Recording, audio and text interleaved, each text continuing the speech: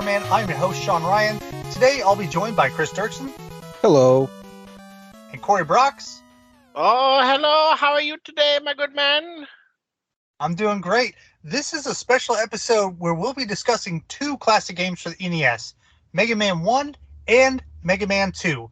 As we're covering two games, let's move right on into the history. Known as Rockman in Japan, Mega Man was developed and published by Capcom. The game was released on December 17th, 1987 in Japan, 12 days later on December 29th in North America, and 2 years later on December 13th, 1989 in Europe and PAL territories. Initially, Capcom developed Mega Man specifically for the Japanese market. With a very small development team consisting only of 6 people, some members of the team had to perform multiple duties. Namely, Akira Kitamura, who was the director for Mega Man, also assisted the team as an artist. But perhaps the most famous member of the team is Keiji Inafune, who's received some negative press in the last several years for the handling or mishandling of the Mega Man-like Mighty No. 9. Another notable member is Manami Matsume, who was the composer for Mega Man. The team decided to implement a rock, paper, scissors style of gameplay where weapons or powers taken from defeated robot masters could potentially deal a large amount of damage to a specific boss, or they could have little to no effect. Though each boss can be defeated with the default Mega Buster. Not the game each was boss. Yeah, each boss. Yeah, get good. You didn't know that? Technically, the alien in Mega Man 2, which is a boss, cannot be hit with the Mega Blaster. You have to use the bubble on him. Okay, well, we'll cover that, which is a very late game spoiler for anybody out there. Just ruined it for everybody. Keeping on with the history, the game was critically well received, but it didn't sell very well in Japan. However, it did sell well enough that it was decided that the game would receive an American localization. Unfortunately, due to the rushed nature of the release, the then president of Capcom USA told the marketing representative to have a cover done, quote, by the next day, resulting in the now infamous North American Mega Man box art. Though regarded as one of the worst examples of video game box art, the Mega Man featured on the cover has become somewhat of a cultural phenomenon and was even included as a character in the 2012 Street Fighter Cross Tekken. Moving on to Mega Man 2, before I go into the release dates and development history, I want to talk about the box art for Mega Man 2 really quick. Despite Capcom USA's marketing development team having a year and a half since the North American release of Mega Man 1, the box art for Mega Man 2 has Mega Man holding a pistol. Again. So again, we have that bad box art. And it's still like a big fat guy, too, isn't it? Like a human? Yeah, like a big grown man. The covers it always make no reminds me of sense. Tron. That's a good point. And they did later on kind of have throwbacks to that where they had, I think it was Mega Man, was it 9 and 10? Where they released those digitally. And I think that they had the old school art for that where like Dr. Wily was wearing this mechanical mask he had that looked like over his face. He had like the eye patch or whatever. Yeah, it was something weird, which I thought was a pretty cool, throwback. But these guys had the opportunity to make some really great box art. If you've seen the Japanese variants, they look great. They're a really good representative of what you're going to see in game. But that's not what we got in North America. Go ahead. Sorry. No, you go ahead. No, what do you got to say? What I don't understand is we got it second, right? Like this released in Japan first. Yeah. Yeah. They should have had all the bugs. Why did they just use the Japanese box art? That's something that I just don't understand about a ton of video games out there. Because there's so many games that have just really, really bad U.S. box art. Like, it's not... Sorry, cut you off. But like, if you look at the Mega Man box art for like Mega Man 1 in Japan. It's like it's Rockman, and it's got like all the bosses behind Mega Man, and Mega Man's like running, and he's like a cartoony child, and it's very like looks Sonic the epic. cartoon, right? Yeah, it looks very fun. And then you look at like Mega Man release for the US, and it's like a Boris Vallejo painting. You're like, is Conan gonna jump out? It's insane. And it's so Yeah. bland, and like the colors are just kind of like, it looks like something like they'd be hanging in like in a 1980s doctor's office. Like, it's so weird. Yeah, you got this like middle-aged man just kind of squatting with a gun kind of awkwardly pointed at like a 30-degree angle towards the viewer, with palm trees and these weird buildings in the background. Doesn't make the slightest bit of sense. And also the fact that they also continued to mess up the second game's box art. I don't get it. Like, Yeah, I mean, for any of you viewers, if you go and look up like the North American box arts, it's literally this like hyper stylized, washed out matte painting, like 1980s style that you would find on like a Hardy Boys cover or like an old like Conan picture. It's just it's so bad, and it's But just also- so like realistic and dour. and the proportions and everything on it looks like it was done by like a junior high student. Like, it's just horrible. You mean fabulous? It's something. Let's go ahead and we'll finish up the history, and then we'll talk about our personal histories with the game. So Mega Man 2 released with only 3 to 4 months development and just a little over a year since the first game on December 24th, 1988 in Japan, June 2nd, 1989 in North America, and December 14th in 1990 in Europe. The first Mega Man game was not successful enough to justify the immediate development of a sequel, so this prompted the director, I'm going to butcher his name again, Akira Kitamura, to go to Capcom's vice president to get permission to make the game.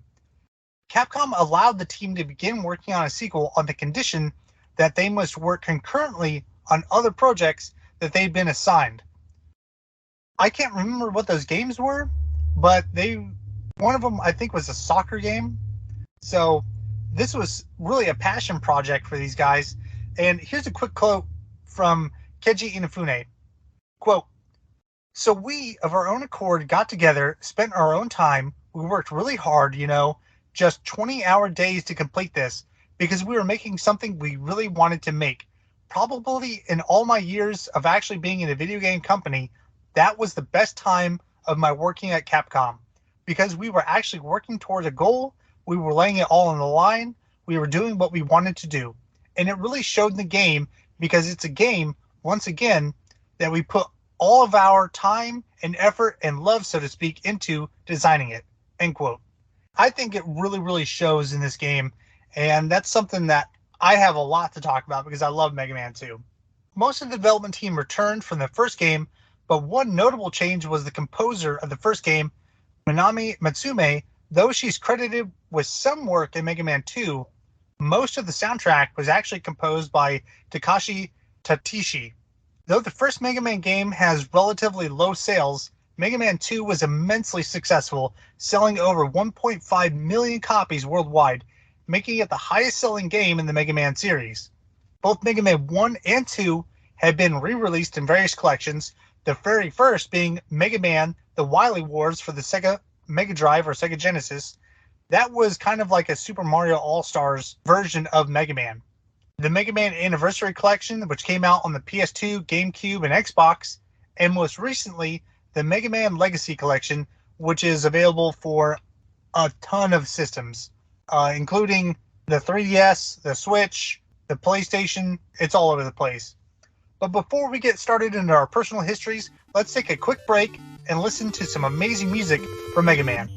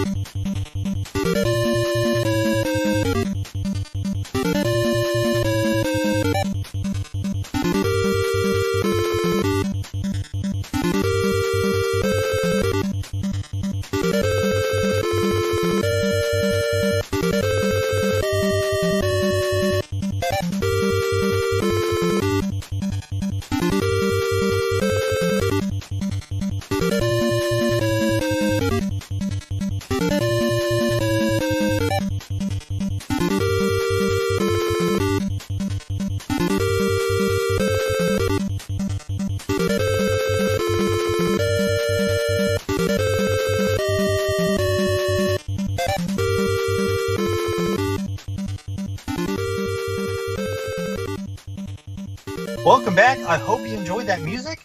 So now we're going to get started with some of our childhood memories.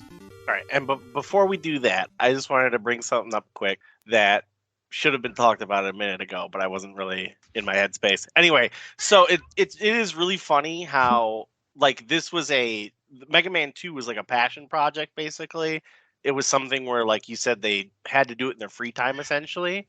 And it's just funny how when you guys have like people that want to do the game and like make it good and have fun with it, it's just like you get such a better project than when you have people managing all the time, because like DreamWorks kind of did the same thing with Shrek. Like I don't know if you guys know this, but if you look up like the late 90s or whatever, Shrek was actually like the dumpster baby that you got shoved off on when you weren't doing well, because they'd put all their money into like, it was like I think Prince of Egypt was like their big film, and then like if you pissed somebody off you got pushed onto the Shrek project, and like no one had any hope of success for that like going anywhere, so like they just had free reign to do whatever stupid idea they wanted, and it ended up being like $1 billion franchise. So I just think it's funny like when you have content like this where it's like, yeah, just go nuts and see what happens. Like I don't really see that happening in like too many AAA titles nowadays.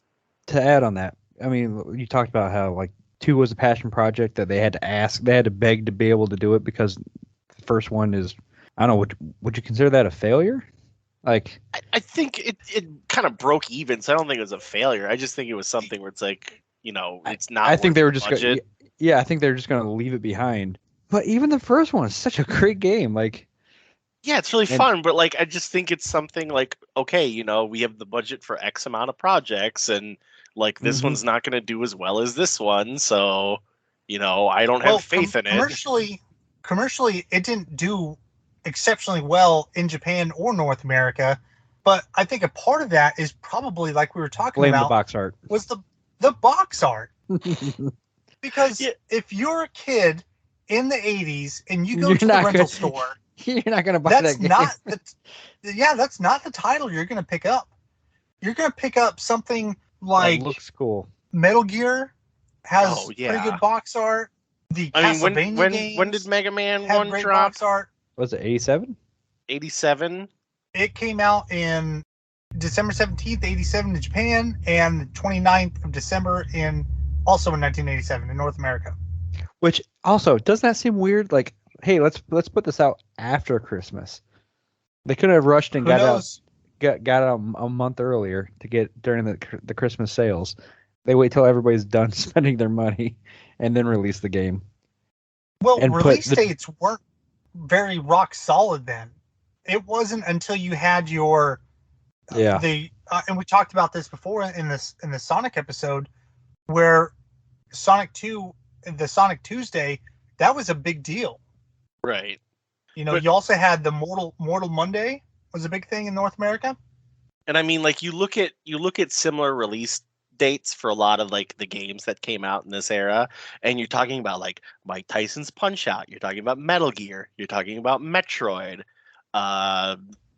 you know, you're talking about like, let's see here, Clue-Clue-Land, I don't think that was really too popular.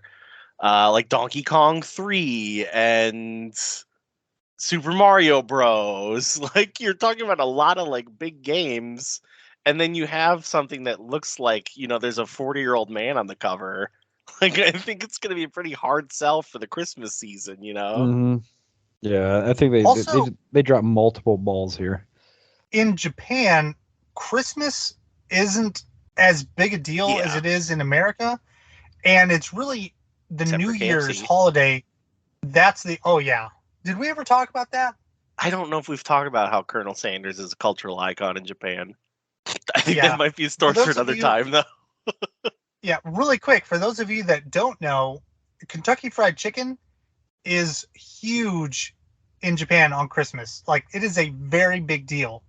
There's a whole story about that, about some really smart expats that made some pretty wise decisions. But Mega Man, that's what we're here to talk about. Not the Colonel. And I'm going to have to Google that. Yeah, it's a fun read. Yeah, check it out. Yeah. Anyway. So I want to talk about what it was like for me and my experience with Mega Man as a kid, I didn't play Mega Man 1 as a kid. And probably for the reasons I just discussed, I don't remember ever seeing Mega Man at the rental store or even like a Toys R Us or Children's Palace. I don't remember seeing it. And if I did, I probably didn't give it a second look because that box art is just so bad. It wasn't until the 7th volume of Nintendo Power that I became aware of the Mega Man franchise. So that magazine had a 16-page spread that covered all of the boss stages except for Flashman and Quickman. And it showed every screen of every level with the exception of those two bosses. Even though the image is pretty small and the image quality isn't great, it still gave you an idea of what you're going to be experiencing in the level. And this was my first encounter with Mega Man, and I was hooked. I remember poring over these pages, just thinking about how cool Mega Man looked and pretending that I was playing the game while I was looking at the screenshots of these levels. So Mega Man as a character looks a lot like Astro Boy, and I think it may even be patterned off of him. And in that Nintendo Power magazine, it's a lot of not fan art, but it's not official art of Mega Man.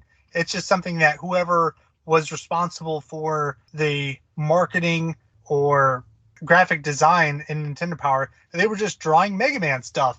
But I still thought it looked so cool. You know, and of all those, go ahead. Oh, I was going to say, going back to exposure, I think Nintendo Power does deserve a lot of credit for kind of wrapping us into a lot of games, but I think it also really helped this particular franchise because, as you're saying, like when you just look at it, it's just like, oh, okay. But then when you actually see like stills of the game, or you see, like people with their little hand-drawn maps, and you see like the cartoon characters and all that sort of stuff, it's like, oh, okay, yeah, I can get behind that.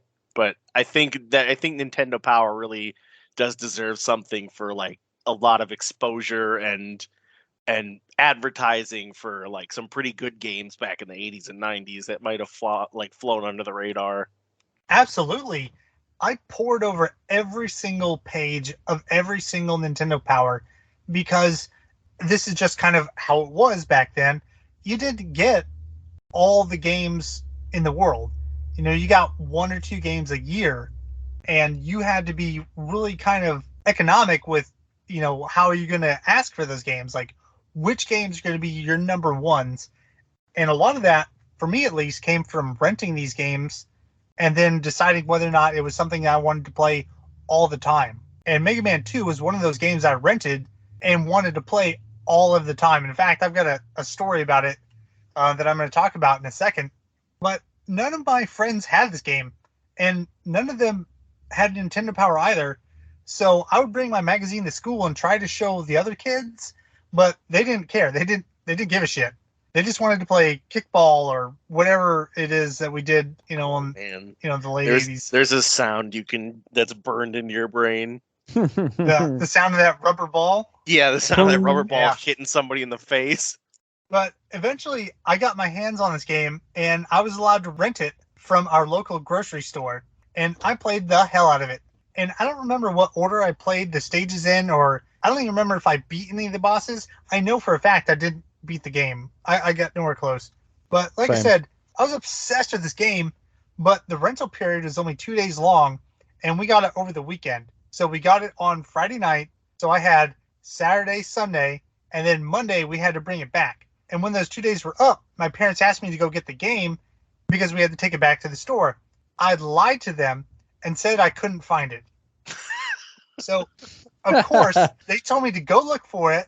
So I went back to our playroom where we had the NES, and I pretended to look for it, knowing full well it was in my room under my pillow. Oh, man. Probably the worst possible hiding spot I could have had for it.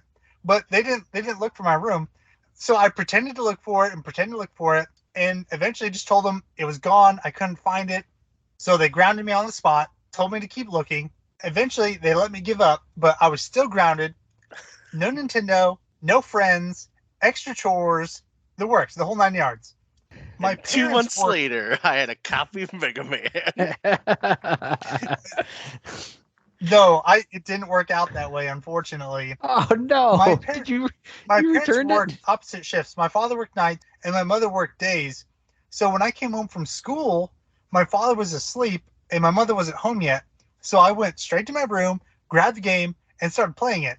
And I was so absorbed that I didn't hear my mom come home from work. Oh So she must have no! heard the NES because she came up the stairs, and by the time that I heard her coming up the stairs, it was too late. I was busted. She asked me if that was the Mega Man game, and I said it was. Oh. So she extended my punishment. I was grounded for even longer. I was required to pay the late fees with my allowance. And that was the last time that I played Mega Man for a very, very long time. Oh man! Oh, that is such a great story. Yeah, so I mean, eventually of what not to do as a kid, but still, it's such a great story. Eventually they let me rent video games again, which their trust was broken. So it was under like for obvious reason. Yeah, and I tried out later games in the series, but it wasn't until 2004 with the release of Mega Man Anniversary Collection for the GameCube that I finally played Mega Man 1. And I played it before through emulation. I'm sure we all had, that folder of NES ROMs, where we're all playing Nesticle. Yep. But never really played Mega Man 1 because as soon as I died, I just immediately switched to a different game because you had every game in existence. So my history with the series isn't very exciting because I skipped out on the first game, but I still have a lot of very fond memories, mostly from reading about Mega Man in Nintendo Power and kind of going along with the series as games came out because it came out about one every year. Yeah, they really pumped them out. Yeah. I mean, I feel that the quality was pretty consistent. I didn't like all the design choices, and that's something we could talk about maybe later on in the episode or later episodes where we talk about maybe Mega Man 3 and 4 or even 5 and 6. But Mega Man X.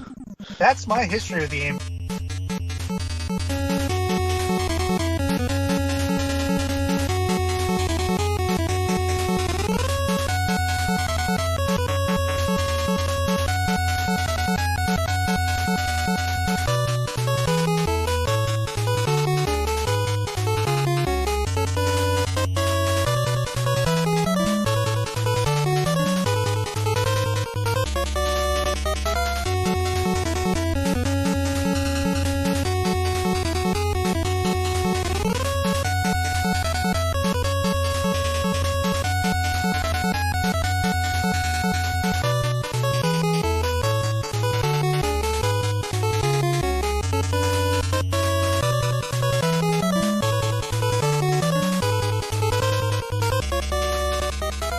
Chris, what experience did you have with Mega Man growing up? Kind of same as yours. I never owned them, but I can't remember what friend it was. I mean, I think pretty much like I could play this game anytime I wanted to because like everybody had Mega Man. Which is so surprising. Yeah, like when I was a kid, like Mega Man was everywhere. I remember just, play like on the recess on the playground in recess, like playing Mega Man's with my friends, and we all pick like different bosses to be, and all like we'd all put our sleeve over our put our hand in the sleeve to make it look like we had a little Mega Man arm cannons. Get the Buster Cannon. Yeah.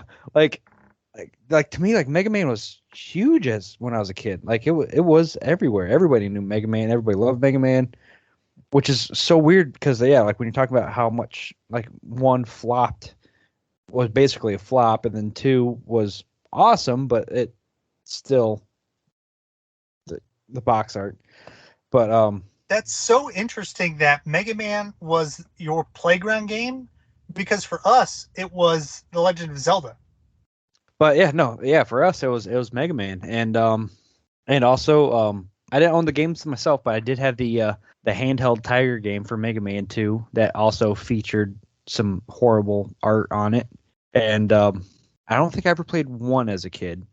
Played 2, and then played a lot of them afterwards. But that was kind of like like family friends and stuff, we'd go over and play Mega Mans, and the cartridges just kind of got passed around. We knew Mega Man, we knew the cheats, knew that some of the later games had some pretty cool cheats.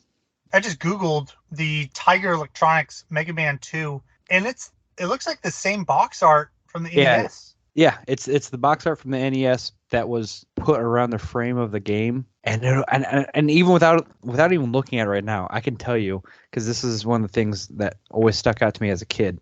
The box art of the game itself shows Mega Man shooting a pistol, and there's like a laser beam coming out of it, or like a line representing the projectile coming out of it. And on the Tiger handheld game, correct me if I'm wrong, but that line, he's on one side of the screen, and he's shooting at shooting at somebody on the other side, and that line doesn't line up, and it drove me nuts as a kid. But so looking at the handheld, the blast that you're talking about is hidden behind the Mega Man 2 logo. So let me check out the box art, but I think I know what you're talking about, though. All right, so the picture I'm talking about, because he's shooting at who's he shooting at? That's Quickman, and yeah, the blast. The Quickman is ducking under the blast, but the blast obviously does not, the trajectory does not line up with the gun. And also, man, yeah, that box art. So anybody who doesn't know, for the box art for the second one, Mega Man is also like a 30. I don't know. He looks 30 to me in a blue jumpsuit. Yeah, with a pistol, not missing any of his hands. He's a grown man. Like, it's just weird. Classic. But anyways, so I'm on a tangent. But yeah, no, that pretty much sums up the my childhood memories. I never beat the game as a kid, for 1 or 2, obviously. And number 2, it was pretty much just one of those. Every time I play it, I'd pretty much just pick a new boss every time, so that way I never I didn't realize there was I knew there was an order that you needed to beat the bosses, but I didn't know that like you really had to stick to that order. And also, and realistically, Mega Man 2, like especially for a kid, like in order to sit down and beat the whole thing, you would have had to I don't know, it was a good amount of time, which I never sat down long enough to try to beat the whole thing in one sitting. But did you have a favorite Robot Master? Robot Master? You mean the boss? Yeah. Yeah. The one that I played over and over was was that Bubble Man's level? Is that the water? The waterfalls with the frogs and. Yep, that's Bubble Man stage. Yep, loved. That was like the one. It's probably because that's also in the top left corner, so it just seems like the natural starting spot. But like that was the one that I'd play. That was pretty much like though I haven't replayed this since I was a kid, and we replayed it for this episode. As soon as I loaded up that level, it just instant nostalgia. It just, that one, all the little enemies, all the little trash mobs, like they're just so iconic. What about you, Cory? I also don't recall having too much experience with this. We're talking about just one, right? Or are we talking about both of them? I was talking about both. Okay. Yeah, so I think one of my cousins might have had this. Either that or it was oh God, who had this? It might have been Blake Audette or Ellis Polling. Shout out to you if you're one of the people that actually listens. That But yeah, so I don't know. I didn't play it too much as a child. I more got it into my teenage years, like you were saying, with ROM hacks and everything, and also like with the GameCube where they had like the anniversary collections. By the way, GameCube had like a lot of.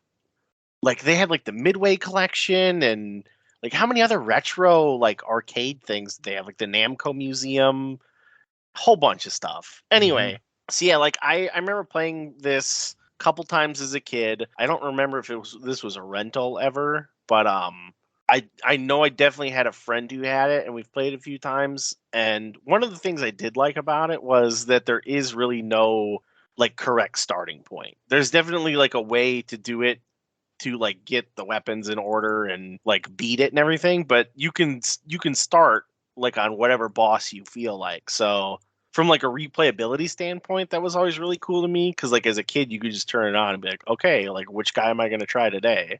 And like you could see all the levels without having to be like, oh, like I'm never going to get there. So that was always really cool. Yeah, I mean, I don't have, like I said, I don't have too much experience with this as a child, but like it's definitely one of those things where like as the years went on, like you did play the later Mega Mans that came out like on, I think PlayStation had a release for it, and they got more and more titles, and definitely like as a Game Boy game, I played a lot of these too. So like shout out to having something in your back pocket you could play on the playground. That was always fun. But yeah, I mean, it's a good title. Like definitely something like I recognize. It was always kind of fun. Like the music is always really great. Like no matter what stage you're on, there's always like a fun beat that goes on with it. And yeah, I mean that's really all I got for like the early childhood years. I definitely went through this a few times as a kid, but it was never like a big like jumping out point for me. And just to build on that, like you did mention the replaying it as a teenager with ROMs, because yeah, like but yeah, Mega Mans were always a solid choice to play, but also the same as a kid, like you just knew that when you were going to play a Mega Man game, it was going to be a good game. Like there was never any doubt that nobody ever was like I've never heard anybody say Mega Man sucks.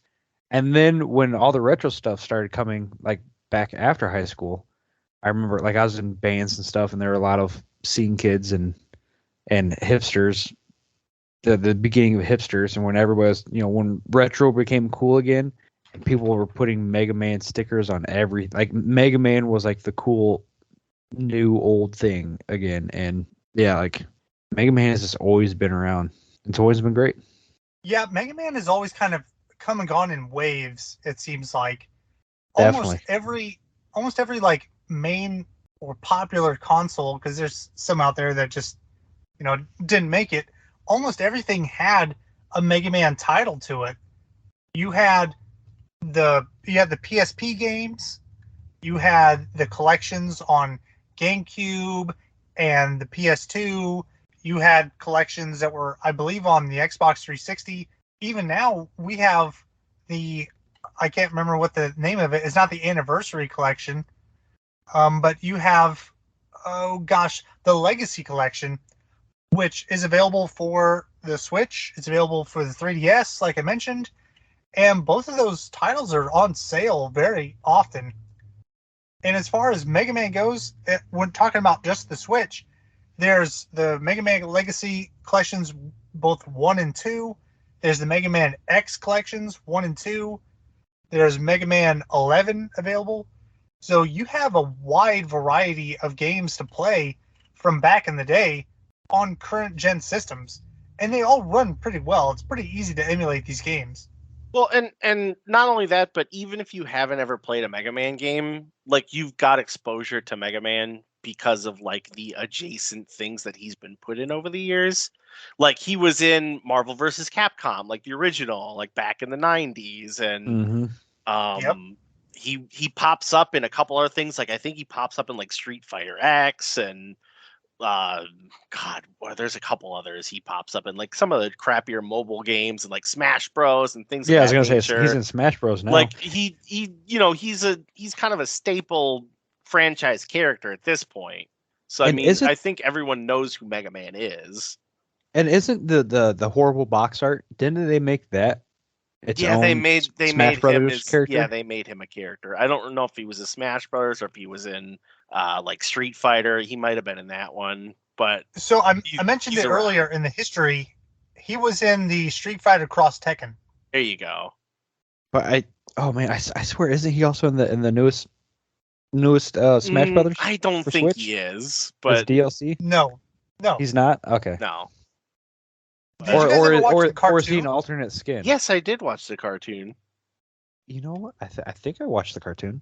And when I say the cartoon Mega Man, I'm talking about the actual Mega Man series, not the blasphemous Mega Man that was on Captain N, the video game master. I have no idea what that is.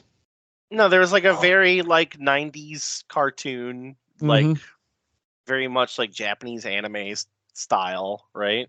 Yeah. Saturday morning cartoon? Yeah. Yes, I watched that one. I think it was based off the first game, because I distinctly remember Cutman quite a bit. But what I'm talking about, Chris, with Captain N, the video game master, this kind of came out at the same time of the original Super Mario Brothers cartoons, where you had like the live action intro where the guy, you know what I'm talking about? Yeah. So Captain N, the video game master, he was, I think his name is Kevin. He was just playing Nintendo games, and he gets sucked into his television. Oh my gosh, yeah. Nintendo. And it had like Kid Icarus and Metroid. Yeah. Oh my gosh. Yeah, had Samus, had Mother Brain. I completely forgot about this, but yeah, and Simon and he used the Nintendo Blaster like as his gun. Like, oh my god, I forget, dude. I completely forgot this cartoon existed. Mega Man in that cartoon was like a Pokemon. He would basically only say Mega. Mega Man. Yeah, he's like, Mega Man, use Buster Cannon, Mega. Yeah. He was oh my terrible. god, yes. And he was green. He was green and yellow with a black robber's mask. What a nightmare. Yep, that's it. Yeah, poor. Oh my god. The fact that Mega Man has survived all, like, it seems like they did anything they could just to mess him up and ruin his legacy. Look what they done to my boy. Well, Mega Man was a staple in our childhoods one way or another. Fortunately, that series has been pretty strong throughout the decades.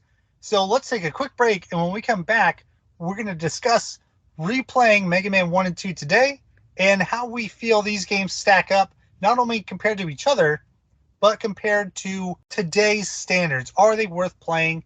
Is it something you should go out and pick up? Stick around. We'll be right back.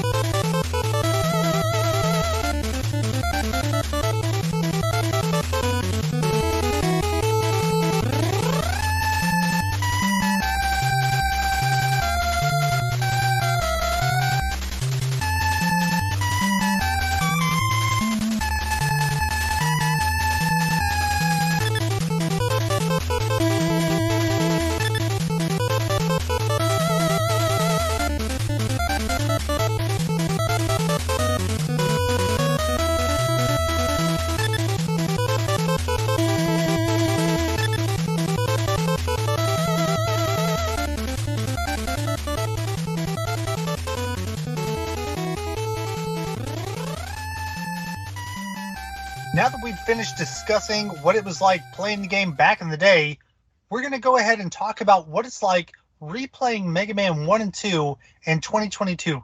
Chris, why don't you start us off and tell us what your experience has been replaying Mega Man 1? It was great. And actually, and come to think of it, because I swear I had to have played this as a kid, because looking at the boss list, the bosses are so familiar that I had to have played this as a kid, but I just don't remember that ugly box art. Well, they've been reused several times also. No, but the oh yeah, maybe that's true. But Cut anyways, Man and Guts Man, like those guys show up a lot. Yeah. But yeah, playing Mega Man 1 as an adult, modernly, it's got a great level of difficulty to it until and it's got a really good flow to it. Like Sean mentioned before, like this game is kind of based on rock, paper, scissors. So it is very important to know which order to go in. And I believe for this one, like we were all talking when we were starting playing this one, and Sean, you were the one that put me in the right path, because I was going in the wrong order. I can't remember where I started off with, but then you told me the right order, and I did it, Cut Man, and then Electric Man, and Ice Man, Fire Man, Bomb Man, Guts Man. But the game has great difficulty, great level designs, cool music. One of the songs sounds, what's that song? Is it Journey or something like that? I think I know what you're talking about. That one of the songs is kind of ripped off totally rips off a Journey song. Yeah. But and I'd say like difficulty wise, it kind of actually reminds me of like kind of how hard Mario 1 was, where it like you had to learn the pace, learn the timings of things, and then once you play it enough times, you can really develop a rhythm and blast your way through. And then at the end, can I go ahead and spoil it? Can we talk about the Yellow Devil now? Well, let's wait. Let's wait to talk about Wily's castle or Wily's fortress. Okay. Let's talk about some of the other robot masters before we get there. Okay. So, well, do we all want to talk about this or? Yeah, just kind of having a good time. Keep going. Okay. All right. So yeah. So back on the rock paper scissors thing. Sean, what wasn't it you that told me to go to Cutman first? It certainly wasn't me. So yeah. So I always go to Gutsman first. Was it Gutsman first? Okay. Maybe I did it wrong. Yeah, he's probably the easiest boss to take care of. And once you have his power, you can... Well, I mean, this is kind of talking about what you have to do later on, but you need Gutsman's his ability to move some blocks out of the way to get one of the special power-ups. Right. So that you have like the platform you can walk on. Yeah, and he does. Yeah, he gives you the opens up a few secret areas. So yeah, I actually come to think of it, I did do Gutsman first on your suggestion. But yeah, well, who'd you do after Gutsman? Did you go to Cutman? Yeah, so after Gutsman, I go to Cutman, and if you're just playing the game for the first time and you don't know, when you enter Gutsman's boss room, you can see in the bottom left-hand corner there's 2 rocks or boulders or whatever that you can pick up, and they chuck at them right away. Yeah, you can throw those right at Cutman, and that's his weakness. He'll die after those 2 hits, and I think that's a smart way of kind of keying the player in that there are some boss weaknesses, because you see the exact same rocks in Gutsman's boss stage as well. I did not notice that, but yeah, I did know what you're talking about with Cutman. And then after Cutman, who'd you go? The order I go in is Gutsman, Cutman, Electman, Iceman, Fireman, then Bombman. So cool. Yeah. After Cutman, it's Electman, and you really need to do him as one of the first ones anyway, because like I'm saying, you use Gutsman's boss power so that you can move those blocks out of the way to get to the special power up, which allows you to use platforms when running across levels. And I can't remember, isn't that special gun, isn't that in Electman's level? Yes, I can't remember. Okay. Electman has the best music, by the way. That's that's the Journey song. About, yes. And that level, oh my god, I was stuck on that level for a while, and it started driving me crazy because that music is so catchy and repetitive, and straight up like 70s rock ballad ish. But I like the Electman level just kind of as a whole, because it's one of those levels that it has a lot of precision platforming, which requires puzzle jumping, some skill, but it's also got not branching paths per se, but there are areas where you can choose left or right. If you guys remember what I'm talking about, on the left-hand side, you can kind of jump up on the different platforms that have enemies. Yeah. You can shoot the freeze. And on the right-hand side, you have ladders, but there are little blasts of lightning or electricity that come out that are kind of similar to Ninja Turtles when I think about them. Oh, they got the underwater, yeah. Yeah. Oh, and Ninja Turtles just made a comeback. Cool. Boom. I was wondering how we were gonna throw that in there. Pizza Hut. There, I got it in. We're good. Thanks, Sean. I didn't mean to. For those of you at home, it's Journeys Faithfully is what the Electman stage is. So go ahead and sync those up and see how it goes. I'll have to check that out because I'd heard that, but I never actually listened to it. Dude, it's listen. I'll be forever yours, faithfully. I'm Elect really Man surprised song. Mega Man did not get the pantsuit off of them for how close the song is. No one played it, Break. Pay attention. Yeah. Yep. It went under the radar. Journey wasn't playing Mega Man, okay? Apparently nobody was. So. Anyway. Did you guys have a particular boss that you found to be really difficult replaying? Yeah, can we talk about Yellow Devil? Yeah, we can talk about Wily's Fortress, which Wily's Fortress, by far, best music in the whole game.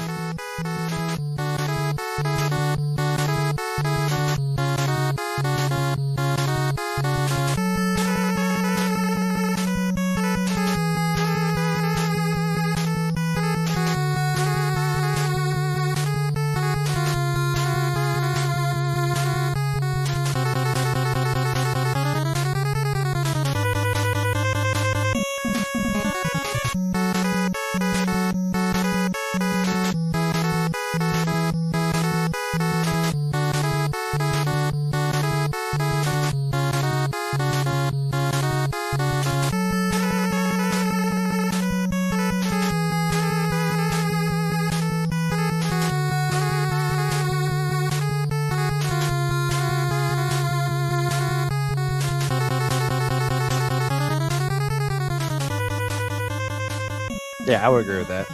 And I love Wily's Fortress because, okay, so everybody who doesn't know, like, oh man, does anybody not know the premise of Mega Man?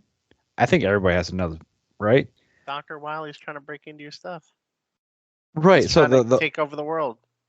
So, in short, who's the good doctor? Dr. Light? Dr. Light. So you've got Dr. Light, who is your builder, your maker. He's your dad. And Dr. Wily, yeah, he's your dad. He builds you and takes on the persona of dad. And but yeah, the reason there's these different bosses is Dr. Wily's trying to take over something. But Dr. Wily builds these different robots that all have a different unique trait to them in order to try to stop you. And whenever you beat a boss, you get their special attack power. So when we're talking about picking different stages, you're literally, each stage has a theme that revolves around the boss's theme. You got the Cuts Man, you got the Guts Man, you got the Elect Man, you got the Bomb Man. So and the story, though, is that Dr. Light and Dr. Wily worked together. They were scientists that kind of created all these service droids. Yeah, they used to be homies. Yeah, they worked together as partners. And you had Gutsman that was like an engineer. You had Elect Man that obviously he works with electricity, Fireman, Iceman. And so Dr. Wily just got pissed one day and turned all these robot masters evil. And so Dr. Light built Rockman or Mega Man in order to combat all these robot masters. And he made Mega Man with the ability to take their powers after they've been destroyed. And change colors in the process. Yeah. So then after you beat all these individual bosses, then you go to Wily's Castle, which we are about to talk about now. Because wasn't only cool enough that he turned all the robot masters evil, he's also got a castle. A big, giant, if awesome you're going to be castle an evil overlord, you have to have a castle. That's the law. with a big skull on it. Yeah. And then in that castle, awesome music. The level design is a lot. Actually, I want to say it's not harder. But it does have a boss rush mode where you're getting bosses back to back to back, which is that, I don't know, was there any game before this that had the boss rush mode? Not that I can think of. I can't think of it either. So that kind of, this is still pretty early in the evolution of video games, so it's probably one of the first ones. Yeah, I would say so, because a couple years before this came out, it was still rocking Atari, so. Yeah, this is 87 we're talking about here. Yeah, and the fact that, oh man, and let's think about like how cool this game was, because you've got a controller with 2 buttons on it, and they've found a way. They've added an in-game menu, so that way every time you beat a boss and you get its superpowers, not only do you have your health bar, but you've also got your energy bar, and each one of those bosses' abilities that you steal has its own separate energy bar. And this game did such a great job of combining all that together with 3 buttons, with a D-pad and 2 buttons.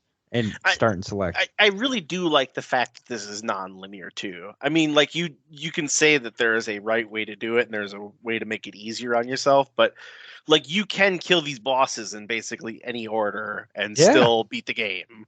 Yeah, I mean, like I think that is just really cool. So I think that's something that you see in the later Mega Man games. Because you can go in any order, they have to design each level with the same kind of level of experience level for it. You know, the difficulty can't ramp up like it does in other games because you can go anywhere from the beginning. Oh, you know, that makes perfect sense, and that explains why. And the whole trick is that each boss has its own unique weaknesses that make it easier or harder depending on what you're using, and they all have their own little like tricks and MacGuffins to beat them. And so if you do not have the right weapon for the boss, it is hard. It's not a wall, but becomes very difficult, and you will definitely lose some of your extra lives trying to down a boss. And if you don't have the right weapon, like I said, like that's the cool thing about it though, is like you can go in and you can kind of push yourself and do this in any order you want and still have a great experience. Yeah. And like there's no penalty for going one way or another. You know, it's like, okay, each time you do this, you're gonna, you know, set yourself up and you're gonna play through the level, and each level's got, you know, its own little things. Like there's pitfalls and there's, you know, ladders and traps and enemies and all things of that nature. And each level's designed not similarly. Yeah, it's kind of similar, you know, like each level's got its own little thing you go through, and then you get to the boss, and the game's really all about the bosses. And it's like, okay, what does this one do? What's it weak to? You know, what can I try? And then, you know, it's this kind of evolution where it's like, oh, okay, yeah, I can do this. And then, you know, you set the controller down and maybe you want to come back and try again like a month later or whatever and do a whole different rotation and see how it pans out. So I agree with you for the most part, with the exception of the fact that you have to have Gutsman's ability before going to Leckman's stage to get a hold of that platform weapon. I don't even know what to call it, but that weapon skill. Because otherwise, you can beat every Robot Master, go to Wily's Fortress, and there's a point where you have to have that platform. Yeah. And if you don't, you're stuck. I will say right now that the current world speed run is Cutman, then Electman, then Iceman, and Gutsman is his fifth boss. So that's because they cheat to get it. They use zips and everything. But if you're a kid playing this for the first time, or even if you're an adult playing it today and you're just now getting into Mega Man, you're not going to know how to do all that stuff. Sure. But one thing that is cool for the most part, like everything can be done in its own time. But like you will go past areas where you're like, oh, I can't. I see this special area and I can't get to it. Oh, there's an extra life up on this behind this wall over there or something, you know. And you can go back, like you can beat the boss, go to a different stage, get a different boss's ability, and be like, oh, I can use this back in that one area, and then you can go back, replay that level, even though you've already beat it, and then go and get the items you missed or that special gun that you missed. Or being able to go back kind of negates what I was talking about earlier. I guess you don't have to go to Gutsman stage before Electman. It just makes it easier. Yeah, but if you don't know any better, you're just going to play through the game, beat all the bosses, and then go to Wily's Fortress. Yeah. So then back to Wily's Fortress. At this point, like when you can pick all the bosses, you can pick any Robot Master that you want. Wily's Fortress is not an option until you beat all of them. And then all of a sudden it pops up in the middle of the screen, and now you know you've made it to the main boss. And that's where stuff gets cool. And really the level itself, I don't remember it being that much harder, but it does put, like the boss rush mode, it does put all the abilities you've collected, you get to use all of them. Like this is where you get to really play with everything and have fun until you get to the Yellow Devil. Which, Sean, do you want to talk about the Yellow Devil? Well, yeah, I do. But let me comment about something I said earlier, is that for the rest of the levels, it's pretty general skill level for everything, that almost all of them are basically going to require the same amount of skill to beat, because you can't have that ramp up in difficulty. But with Wily's Fortress being the culmination of the game, it does get a lot more difficult. I don't think it was that much more difficult. It did have the spot with the platform gun where you have to use it, and it takes a little bit of practice. But there's nothing that's insanely hard in this game, except. Well, the Yellow Devil is next to impossible. Okay, yes, it has a pattern that you can memorize, but it's a very tight window for everything, and you can only mess up so many times. You cannot use the Buster only on this thing. And I know that there are speed runs out there that do it, Buster only runs, but if you are just playing through with a normal amount of skill, you have to use cheats to get through this. And for those of you that don't know, the game allows you to pause by pressing the select button. And one thing you can do with just about every robot master power is that, for example, you have the Luckman's ability and you shoot out that electricity and hit the Yellow Devil. As soon as you hit him, you start pressing that select button and you do what's called pause buffering. And you keep pushing it over and over again. And every time you pause and unpause, it will damage the Yellow Devil just like it had been hit for the first time. It starts like a new cycle of being hit all over again. See, now I did not do that. I did not cheat for this boss. Really? I died a lot. Well, that's why I figured out, like, so to explain this boss to everybody, spoiler alert, this boss, I don't know why it's called the Yellow Devil, but it's a big giant, looks like a clay monster to me. He starts off on the right side of the screen, and he's about 5 times taller than you. And he starts lobbing chunks of himself across the screen. And basically all he's doing is just he's throwing a piece of him at a time to reform on the other side of the screen. And typically that's where you're standing. And if you get hit with one of those pieces, it does a little bit of damage, and he's immune while he's doing this. But what I did was that I'd get hit. I mean, like, I would try to avoid them, but let's be real. Like, I did not avoid them. I went in there with full health, by the way. I would get hit, and as soon as I get hit, I would just run across because it gives you iframes, which for people at home, that means you are invincible while you take that damage. Like, you're kind of flashing a little bit. And you can run to where he is deconstructing himself. And if you run back there, you can actually basically just hide behind where he's lobbing all the pieces and wait for him to finish throwing all the rest of them. And then as soon as he's done, you can hit him a couple times and then just rinse and repeat and switch sides doing that. So that way you're only getting hit once per side. And then as long as you don't miss any shots, you can beat him without cheating doing it that way. What about you, Cory? Were you able to beat him without cheating? No. I am very bad at this game. I lost quite a bit.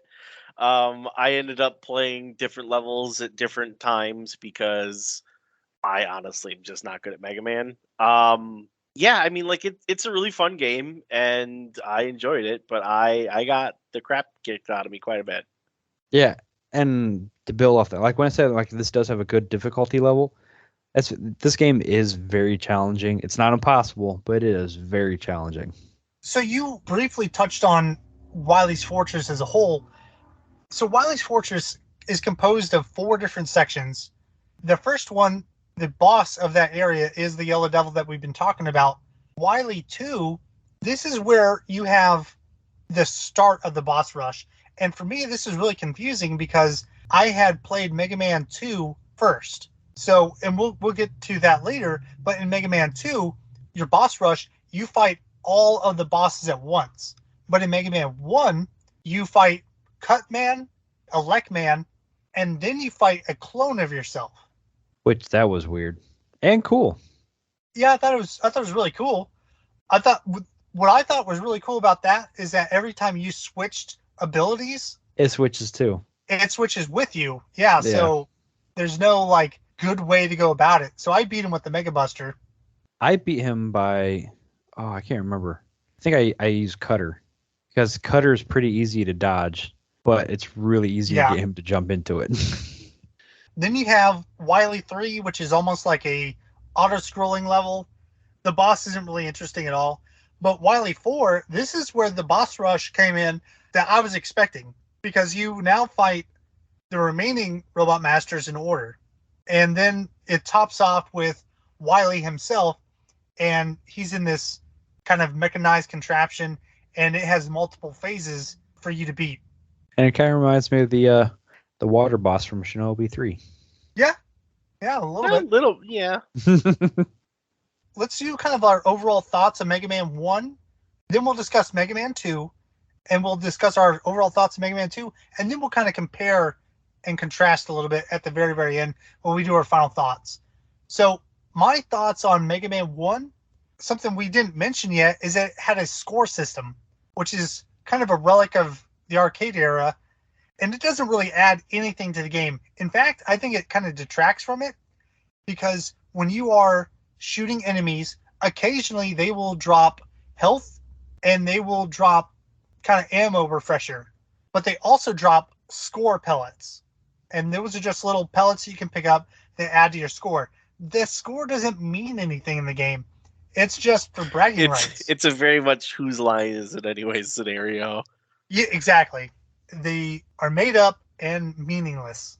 I really love the fact that this rock, paper, scissors mechanic has come about. I think that it's amazing because I haven't experienced anything like that in any other game.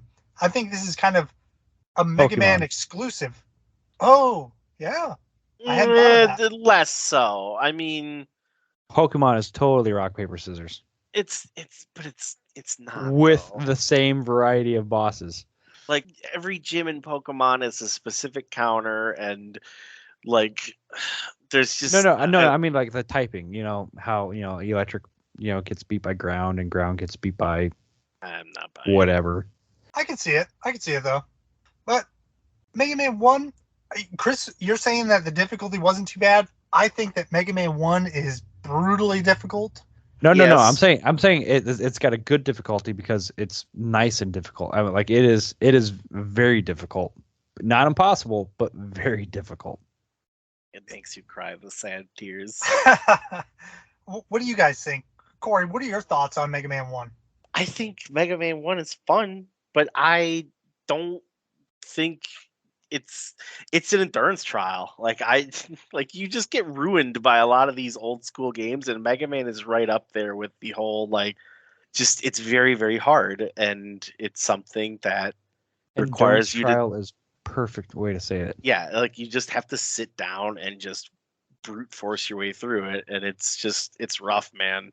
Like I like it. Mega Man's a lot of fun, and it's a very much just one core mechanic, like it's jump and shoot, man. But it's rough.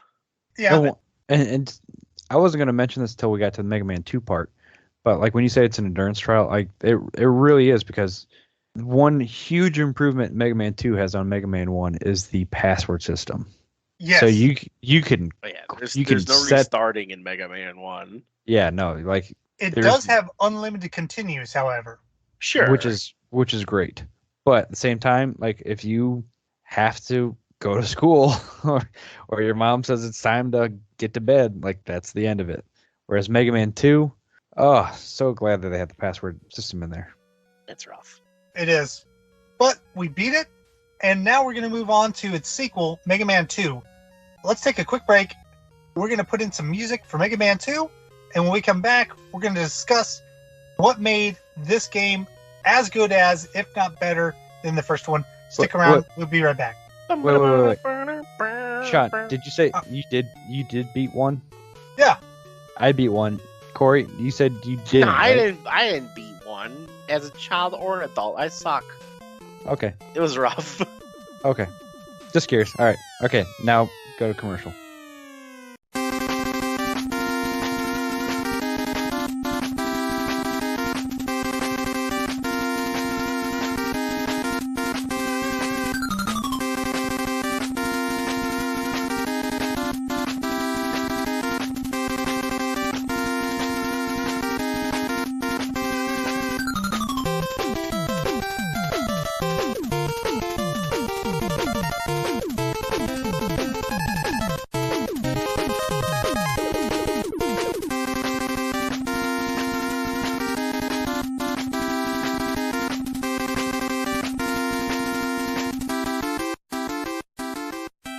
music you just heard is probably my favorite music in the entire series. And Mega Man 2 overall, in my opinion, has the best music out of the entire series, especially the first 6. Yeah, I mean, I would agree with that. Mega Man 2's got great music. What's your favorite track? The intro that you're talking about? Yeah, the intro is absolutely my favorite. That build up. And if you've never played the game, Mega Man 2 starts off with this cinematic intro where the camera is panning up the side of a building until we get to the top, and we see Mega Man without his helmet, and he's got his wind blowing in the hair, and then the beat drops, and the Mega Man 2 title appears, and accompanied by some more amazing music. Yeah, it's pretty dope, man. Gets you pumped up, doesn't it? Yeah, it's fantastic music, and it really gets you in that mood to start playing this game. Whereas the first game, its intro screen is pretty boring. It's just the title. The music just kind of loops over and over again. But here we have something a little more. And like Cory was saying earlier, this is a game that they made in their own time, and they put their heart into it. And you can really, really tell with this game. So there's a lot of changes in Mega Man 2 that weren't present in Mega Man 1. Chris already mentioned one of them, and that's the password system. So now, every time you beat a boss, you're given a really rudimentary password. It's not a bunch of letters and numbers. Instead, it's a grid where you have to plug in these little, I guess, orbs into this grid. It's kind of like playing Battleship. Yeah, it kind of looks like that. You put in the little pegs in E4. Uh-huh. Not only was there a password system implemented, but they got rid of the scoring system completely. That's gone, which is great. I didn't even notice. Yeah, it means it's so meaningless. I'm so glad they got rid of it.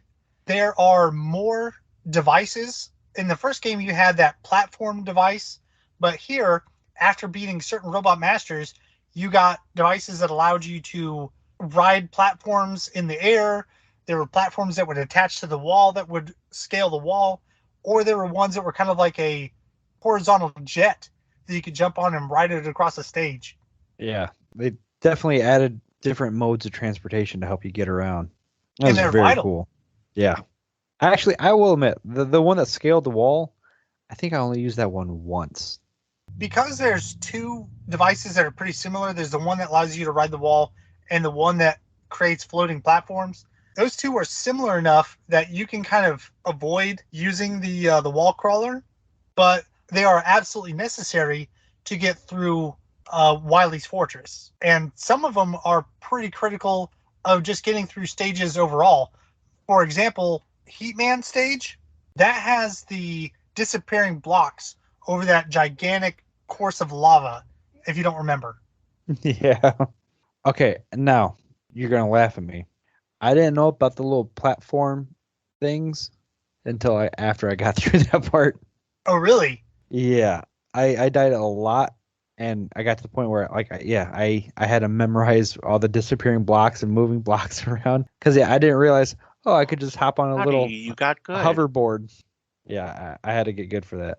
Yeah, I just use the rocket boost and go through that section. Yeah, when I replay the game, that's definitely going to be what I do. And that's the other thing, because this was, I played through once on normal and then played through a little bit on hard or on difficult mode just to compare the two. But I don't know where I was going with this. But yeah, I haven't played this since I was a kid, and then playing through it this time. This is definitely going to be a game that I play through again. And I know where I was going now. I was saving all the energy I could for all the boss fights because in Mega Man 1, the power ups and the drops and the energy refills, the life refills are so few and far between that you can't waste anything. And then when you get to boss mode, you just unleash it and just go nuts. Whereas this game, I had that same mentality where I didn't want to use any of my special abilities or anything until the boss fight. So I just saved everything, even though there are life drops and power drops and energy drops everywhere. So are you talking about E-tanks? Yeah. Oh no, not E. Oh yeah, E-tanks. That's another great No, I'm just talking about just refilling. Like the little blue, whatever that fill your The special. ammo. Yeah, your ammo meter. Because in the first Mega Man, you didn't really get too many of those to refill your ammo. Whereas in this game, it drops on normal mode. It rains from the sky. It's very generous. Yeah, but I still had the mentality of the first Mega Man where because I played them back to back, so I had the mentality where I needed to save my special ammo for the boss. So I never like the platforms or anything. Like I never used any of those until pretty much Wily's Castle, where I'm like, wait, what's this 1, 2, and 3? Like I never experimented with any of it. I use them a lot throughout the game. Yeah, and when I replay it, I'm gonna be using them all over the place now. So, Cory, what order did you go in for fighting the Mega Man 2 Robot Masters? Oh goodness. I can't remember off the top of my head. Give me 1 second. I'm trying to think here. I know I started with Flashman, and then I think it was Heat, and then Wood, I think, and then from there it's just a blur. Like I picked this up and put it down quite a few times, so there's a good chance I've just played them like in single shots and kind of came back to them. So in the Nintendo Power magazine that I was referencing earlier, it tells you specifically that Metal Man's boss ability will fire in all directions. So even when I was younger, Metal Man was the first stage I would go to every single time after I get rolled. Well, I mean, once you get the Metal Blade, the game is super easy. Oh, that's fair. I don't know what the correct boss order is for these guys, but I did Metal Man first, then Woodman. I don't even know what these guys are weak to. Some of them I do, but almost everybody I use the Metal Blades on. See, and I think I did not look this up either, but I believe I started with Metal Man because I was like, okay, because the guy's face has a saw blade on it. So I was like, okay, Metal beats Bubbles. No, I think I did Metal Man to Air Man to Bubble, and then because I figured Bubble had to do with water, so then I went from Bubble Man to Heat Man, and I figured Heat Man would burn down wood, so then I went to Wood Man, and then from Wood Man, man, honestly, I don't think it really mattered after that. Like, oh no, because I got to the point where I tried to go to Quick Man, and I could not beat Quick Man's level without the time stop. So then I tried going from Woodman to Quick Man, couldn't get through it. So then I went from Woodman to Flash Man, which I just guess I'm like, okay, there's got to be some mechanism here that's gonna like slow down time or something. So I went to Flash Man. Flash Man gives you the time stop, which let me go back to Quick Man and then finish with Crash Man. So Quick Man is one of the few bosses that the Metal Blades have no effect on him. Did I know that? Well, I mean, like, as I was saying, the Metal Blades are OP. So I tried them with every boss, but there's some bosses that they just do not work on, and he's one of them. Now, the funny thing about, when I went into Quick Man's level, spoiler alert, there are these laser blades, the laser beams that shoot out from the sides of levels, and you basically just have to run through as fast as you can and basically do like a little obstacle course to try to outrun these lasers, which is why I realized I needed like some sort of time stop. So I'm like, okay, so that means in my head, I'm like, okay, Flashman is the counter to Quickman.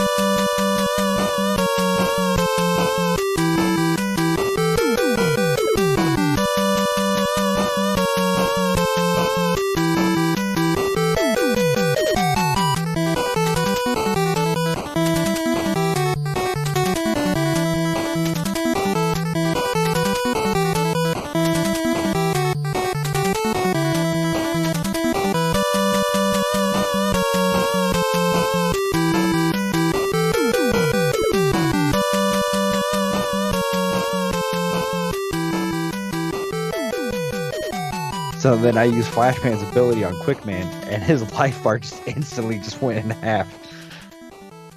You and I were talking about this off air, but I actually got through Quickman's stage without using the Flashman ability. And it's funny because after you told me that, and when you told me that, I was like, "There's no way! Like, there's no way you could do that!" Like, and then I replayed it afterwards after you told me to do that, and I did it without even realizing. I made it through the level. I'm like, "Oh wait, like, where's the part that I kept getting stuck on?" I have no idea. Like, went back with the time stop ready to go, and I never needed to use it because I was able just to make it through. Yeah, it's definitely doable, but you need to kind of go into it with the memory of, or the knowledge of where to land. Because if you land too far to the left or the right, you won't make it in time. And I think that's what I did when I went back with Flashman's. Which, by the way, Flashman's ability is kind of weird because, yeah, it stops time. But I kind of figured, like, it doesn't shoot any projectiles. It doesn't hurt anybody. Well, I mean, it hurts the bosses for some reason. But once you use it, you can't turn it off. Like, you hit it and then it just freezes time until you run out of energy, and then time goes back to normal and you are out of energy. I use Flashman's ability in Airman stage because the platforming of going over those giant, I don't even know what they call them, those giant robots that just kind of float in the sky. It's a lot easier if you use Flashman's ability, and then you don't have to worry about those drills coming up. Oh, nice. I use those drills to farm life. Like, I was topped off on life all the time because I was just farming those drills for health drops. Yeah, I still don't know what the actual recommended boss order is for this because I've been doing the same thing since I was a kid.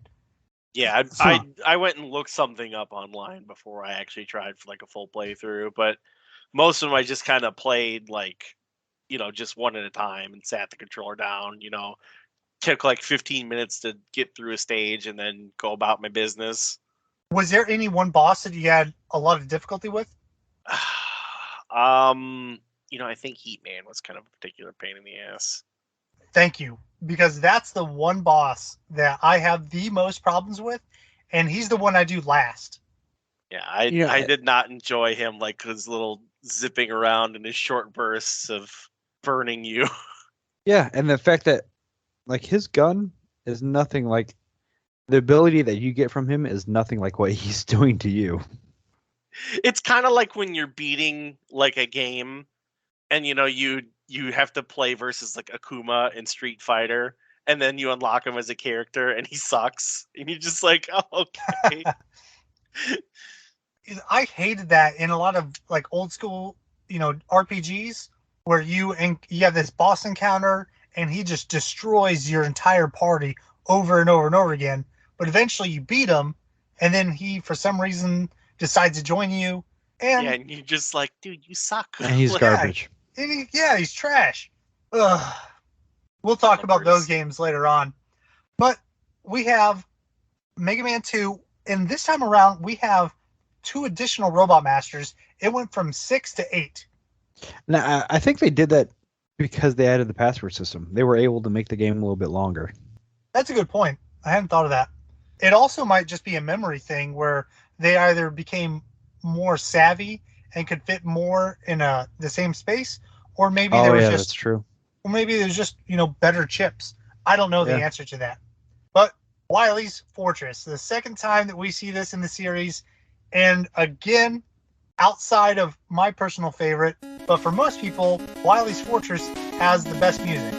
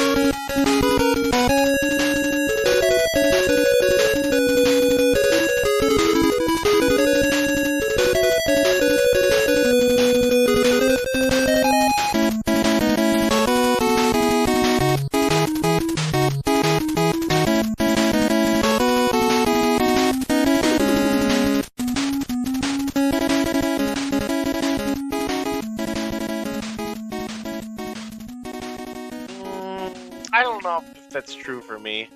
I'll admit I'm a little biased because there's this great band out there called The Advantage, and on their first album they've got their cover of God, what level is it? I'm looking it up. Oh, okay. So while you look that up, go ahead. Oh, sorry. So they have Flashman's music as their opening track on their first album. So Flashman's music is always the one that's stuck in my head all the time. Sean, my favorite is the one. It goes like. What's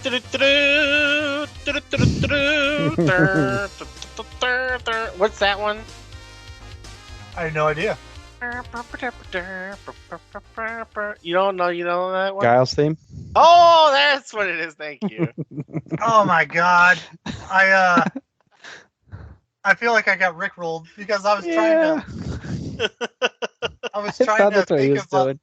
to think about like what Mega Man song that was, and I was like, I don't know. Oh. But no, the Wily's is probably pretty good. I mean, the intro to Mega Man 2, I think, is my favorite of the like musical titles until you get to like the intro to Mega Man 3. But I think Wily's, as far as stage select goes, is probably the best. It's definitely up there. And for Wily's Fortress and Mega Man 2, it's now composed of 6 different sections instead of 4 like the first game. And like I was saying before, you need to use those extra powers or those devices that Dr. Light gives you throughout the game to even progress to the first boss. And the first boss of Wily's Fortress is the Mecha Dragon. Which was so cool. The Mecha Dragon. The sprite is huge. It just fills up the entire left hand of the screen. All you have to stand on are those 3 blocks. And if you get hit once, you're getting knocked off. You know, one thing I do like about Wily's Fortress is like the first stage. There's this massive climb you have to do, and you're kind of like dodging all this stuff as you go up all these ladders. I thought that was pretty neat. For me, a lot of like Wily's Castle is almost like the end of Castlevania games. I get this kind of sense that you're putting all this knowledge and skill that you've acquired throughout the rest of the playthrough, and you're just putting it towards this, final culmination, Yeah, it's like building to the final battle sort of thing. Mm-hmm. Yeah. You're putting everything to the test. So Wily's Castle has, several different sections to it, and most of them are, in my opinion, pretty bland. But you have the Mecha Dragon, like I mentioned, at one point. Which is like, can we talk about how goofy that dragon is? Goofy. I think it looks cool. I think it looks very cool. Dragon. Exactly. That's what reminds me. It is the robot version of your childhood dragon friend. He does have such like a how you doing? Like a Mickey villain face to him, doesn't he? Yeah. Like, I'm gonna get you, adventure. I don't see it. Okay. But there's another gigantic boss where you have the Guts Dozer. So they bring back Gutsman from the first game, except he's massive and is basically half Gutsman, half tank. I never put together that was Gutman from the I didn't realize that he basically makes a cameo. What floor is that's the 3rd level, right? Yeah, that's Wily 3. Okay, yeah, because the second one's just those stupid like platforms at the end that start coming together. Yes. Now, okay, all right, yeah. Now the Guts tank remind me of Mario 3 in Mario or Bowser's area with the tanks that go rolling by. Oh. I don't know why. I know what you're talking about. And even Wily's Castle.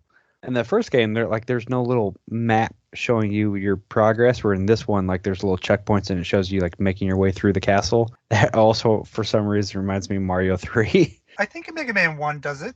I could be wrong. Does? I mean, I haven't. I could be wrong.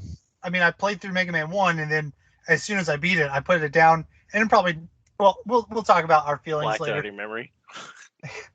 So Wily 4 is probably the most difficult portion, in my opinion, because you have this platform that rides on rails through multiple rooms, and at the bottom of the floor is all spikes. So anytime you screw up, you die. Yeah, and I don't enjoy that. Like, you guys know my feelings on, like, don't insta-give me for stupid things. It's definitely something that you have to do over and over and over again to get that muscle memory. But because it's the fourth section of Wily's Fortress, I don't think that's really fair. And especially because at the very end of that section, you have to destroy all these turrets. And all these turrets are hidden behind walls that require you to use the crash bombs. That was punishing for me. Yeah, that was a fun little thing to get nerd rage about and try to figure that one out. Yeah, especially because I didn't go in there with full energy, and the first time I went there, I didn't have full energy, and that's when I realized, I can't use my energy tanks to fill up my specific type of energy. So what these guys are talking about is that you have to use Crashman's crash bombs to destroy the walls and the turrets. However, you only have so many shots, and you have to be very precise about where you shoot these bombs, because if you aren't very precise, you may get one or maybe two misses. But outside of that, you can end up kind of soft locking the game, and you can't progress. Yeah, that's what happened. Then you want to flip a table. And when I went back there, I realized it is more of a puzzle, because when I finally beat that room, I beat it with 0 extra shots remaining. I used every single shot to the best place that I could, and I ended with 0 extra shots remaining. Now, granted, yeah. I think I went there with 1 shot less than I didn't have a full. Because that's the other thing. When you die and you start over, your ammo doesn't refill. That was frustrating. Yeah, there's certain things about this that are just punishing.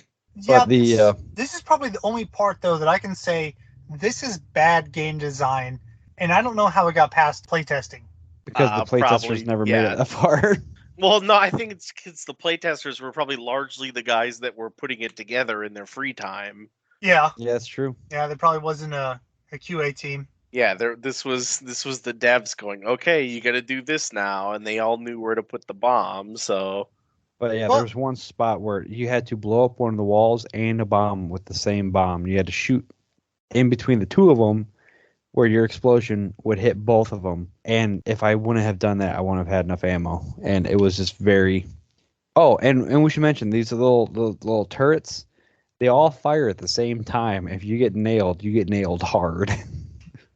You can avoid them, but it's pretty difficult. Mm-hmm. But once you get past that section, Wily 5, this is where you have the boss rush. And it's so cool. And this is the boss rush that I was expecting, where you have all 8 of them in a row, as opposed to the first game where you fight 2 of them, Cutman and Elecman, and then you have the other 4 later on. But here it is all 8 all in a row. Well, and it even resembles the title screen. The title screen, because they're all laid out in a big, square. Did you guys go in a... Nope, I just started on top left and made my way around. I just did a U. I just went from the bottom up, basically. So I've always abused the metal blades, throughout this game. I chose to do this section because I knew it was coming up. So I played this on the Legacy Collection on the Switch. So I made a save state right before this section started, and I played through it until I beat every boss with only the Mega Buster. What? It took me a lot of tries, but because I would play until I, felt I got a good rhythm down, and then I would just go back to that save state over and over again, so I didn't have to play through the whole stage just to get this section to practice. But I can say I can beat every boss with the Mega Buster. But obviously, the point here is that you have every boss power, so you're supposed to just, use their weakness. That is precisely what I did. But I don't know what everybody's weakness is, so I always use the metal blades for the bosses that I know it just shreds them. I took a lot of... You know what everybody's weakness is? Replaying it 4,700 times. That's what it is. This is one of those games that I actually played a lot as a kid, and so I kind of got this muscle memory even today that it's a pretty easy game overall for me. I can sit down and play this and finish it in a little more than half an hour. The whole thing? Yeah. That took me much longer than that. Yeah, that way with Gradius, though. I can pick that up and go nuts with that one. So I love shmups, but I'm not good at them. Shmups. Shoot 'em ups. Buy your little ship around, blow stuff up, man. With Mega Man, after you do the boss rush, you now have the very last section of the game, Wily 6, and this is probably my favorite section out of the entire game, only because it's so atmospheric. There's no sound, there's no music, and the only sound that you do hear is this goo dripping from the ceiling. Yes. And then you fight Dr. Wily, but it's not Dr. Wily, it's an alien. And this is a straight up 1990 Alien, straight out of I swear this like out of Alien. Yeah. I was gonna say this reminds me more of Independence Day. Head's not big enough. Yeah, exactly. Smaller head, but totally reminds me of the big suit.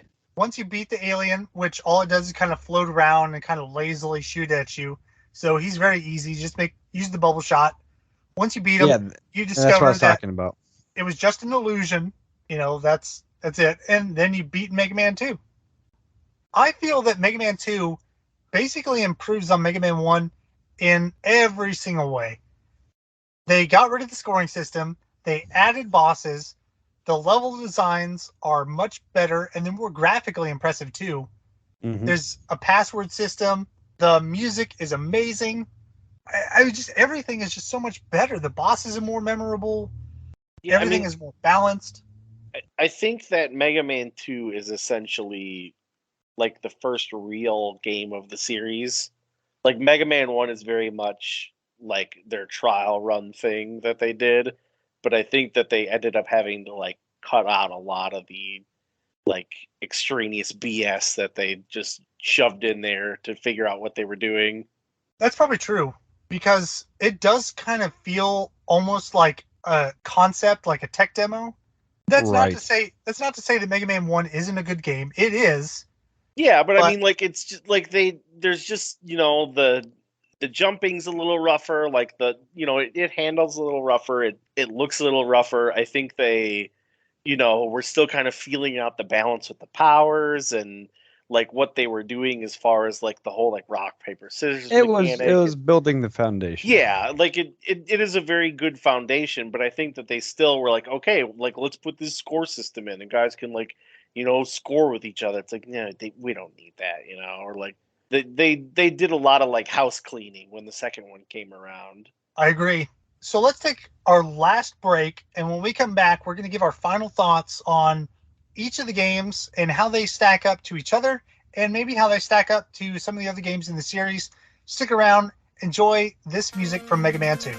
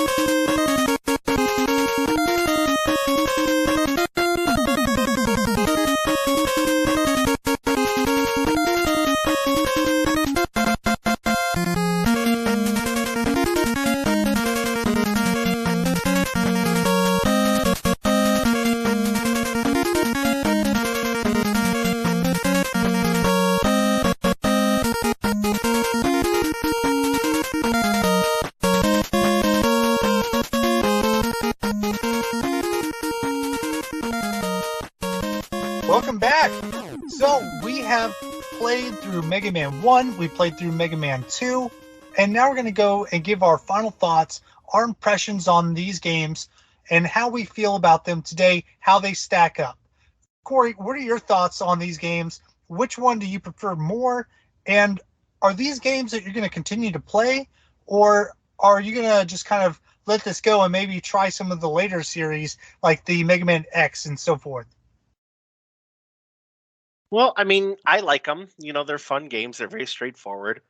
As we said, I think 2 is probably the, better, more polished version here out of both of these. 2 definitely has the better music. as far as playing them goes, I think it's something that, like, if it was laying around or something like that, I could pick it up, if I wanted to kill 20 minutes and just kind of have a good time screwing around with it. But it's nothing I'm really actively seeking out.